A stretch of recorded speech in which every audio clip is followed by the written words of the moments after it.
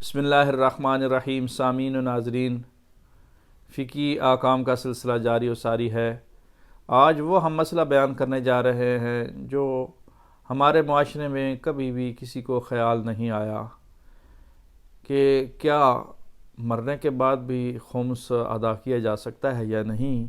یہ ہمارا کویشچن ہے۔ اس کا جواب توضیح المسائل مسئلہ نمبر 1736 میں دیا گیا ہے۔